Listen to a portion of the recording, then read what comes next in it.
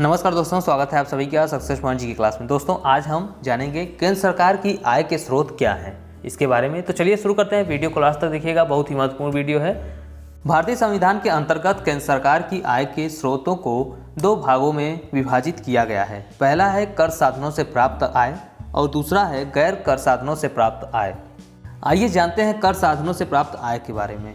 केंद्र सरकार की करों से प्राप्त आय के साधन निम्नलिखित हैं। इसमें पहला है सीमा शुल्क। इसे आयात निर्यात कर भी कहते हैं। देश से बाहर जाने वाले माल पर निर्यात कर और देश के अंदर आने वाले माल पर आयात कर लगाया जाता है। विदेश व्यापार में निरंतर वृद्धि होने के कारण सीमा शुल्क केंद्र सरकार की आय का एक महत्वपूर्ण स्रोत बन गया है। अगला है केंद्रीय उत्पादन कर। ये कर उत्पादित वस्तु पर केंद्र सरकार द्वारा लगाए जाते हैं। वर्तमान में यह सीमेंट, कपड़ा, बिजली का सामान, मिट्टी का तेल, पेट्रोल, डीजल, रेफ्रिजरेटर, टेलीविज़न, तंबाकू, चाय, कॉफ़ी, जूट व रेशम आदि के सामान के उत्पादन पर लगाया जाता है। यह केंद्र सरकार की आय का एक महत्वपूर्ण साधन है। अगला है आयकर। यह एक प्रत्यक्ष कर है और यह कर व्यक्तियों की आय पर लगाया जाता है। भारत में आयकर सर्वप्रथम 1950 ईस्वी में लगाया गया था। वर्ष 2013-14 के अनुसार 2 लाख रुपए तक की आय कर मुक्त है। अलग अलग आय पर कर की दर भी अलग अलग है, जैसे 2 लाख से ऊपर और 5 लाख रुपए तक 10%, 5 लाख से ऊपर 10 लाख रुपए तक 20% और 10 लाख से ऊपर 30% कर का प्रावधान किया गया है। इसमें वरिष्ठ नागरिकों के लिए 2,50,000 तक की आय कर मुक्त है। अगला है निगम कर। निगम कर आयकर का एक प्रकार है जो कंपनियों की निवल आय या लाभ पर लगाया जाता है। निगम कर वस्तुतः देश के औद्योगिक विकास से जुड़ा हुआ है, इसलिए अन्य प्रत्यक्ष करों की तुलना में इससे प्राप्त होने वाले राजस्व में तेजी से वृद्धि हुई है। अगला है धन अथवा संपत्ति कर। यह कर प्रोफेसर काल्डोर के सुझाव पर भारत में 1 अप्रैल 1957 ईस्वी में लगाया गया था। यह कर व्यक्तियों की संपत्ति पर लगाया जाता है। किसी व्यक्ति के पास कुल जितनी संपत्ति है उसमें से उसके द्वारा लिए गए ऋणों की राशि घटाकर जो शेष बचता है उस पर यह कर लगाया जाता है। यह कर 10 लाख रुपए से अधिक की संपत्ति पर लगाया जाता है। अगला है मृत्यु कर। मृत्यु कर या आस्ति कर भारत में 1953 ईस्वी में लगाया गया था। यह कर व्यक्ति की मृत्यु के बाद उसके चल और अचल संपत्ति पर लगाया जाता है। कर चुकाने का दायित्व मृतक के समस्त उत्तराधिकारियों पर होता है। वर्ष 1985 से 86 ईस्वी में इस कर को समाप्त कर दिया गया।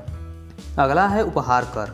यह कर प्रोफेसर काल्डोर के सुझाव पर भारत में सन 1958 ईस्वी में लगाया गया था। वर्ष 1990 से 91 ईस्वी से उपहार कर अदा करने का दायित्व उपहार प्राप्तकर्ता का हो गया है। अधिक आय न प्राप्त होने के कारण वर्ष 1999 से 2000 ईस्वी से इसे समाप्त कर दिया गया है। अब यह व्यवस्था की गई है कि उपहारों को उपहार ग्रहण करने वाले व्यक्ति की आय में जोड़ा जाएगा। अगला है सेवा कर। यह कर विभिन्न प्रकार की प्रदत्त सेवाओं पर लगाया जाता है। 17 सेवाओं को छोड़कर सभी सेवाओं को इस कर के दायरे में लाया जाता है। वर्ष 2012-13 के बजट में सेवा कर की दर को बढ़ाकर 10 से 12% कर दिया गया है। आइए अगला पॉइंट जानते हैं गैर कर साधनों से प्राप्त आय के बारे में। केंद्र सरकार की गैर कर साधनों से प्राप्त आय निम्नलिखित है। इसमें पहला है ब्याज प्राप्तियाँ।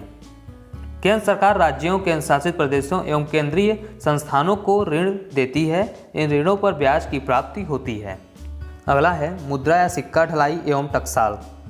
केंद्र सरकार को नोट छापने एवं सिक्का ढलाई का एकाधिकार प्राप्त है।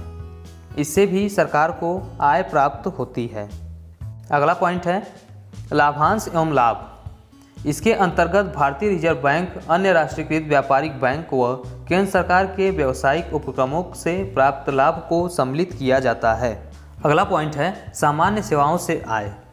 इस मत के अंतर्गत लोक सेवा आयोग, पुलिस, रेल, रक्षा सेवाएं आदि मदों से प्राप्त आय सम्मिलित की जाती हैं। अगला पॉइंट है सार्वजनिक उपक्रमों से आय। इसमें सार्वजनिक संस्थानों से प्राप्त आय सम्मिलित होती है, जैसे इंडियन ऑयल, प्राकृतिक तेल एवं गैस आयोग, राज्य व्यापार निगम, डाकतार, रेल आदि से प्राप्त आय। अगला पॉइंट है सामाजिक एवं सामुदायिक सेवाएं। सामाजिक व सामुदायिक सेवाएं मुख्य हैं शिक्षा, चिकित्सा, परिवार नियोजन, सफाई व जल आपूर्ति, आवास, नगर विकास, सूचना एवं प्रसार, सामाजिक सुरक्षा व कल्याण आदि, इनसे भी सरकार को आय प्राप्त होती है। अगला पॉइंट है आर्थिक सेवाएं। इनमें मुख्य रूप से सहकारिता, कृषि, लघु सिंचाई, भू संचरण, पशुपालन, डेयरी विकास, मछली उद्योग, ग्रामोद्योग व लघु उद्योग, खनन व खनिज पदार्थ, बहुउद्देशीय नदी घाटी परियोजनाएं, विद्युत विकास सेवाएं, सड़कें व पुल आदि आते हैं। इन सेवाओं से भी केंद्र सरकार को आय की प्राप्ति होती है। तो दोस्तों, यह था केंद्र सरकार से प्राप्त आय से संबंधित महत्वपूर्ण जानकारी जो मैंने आपको बताया।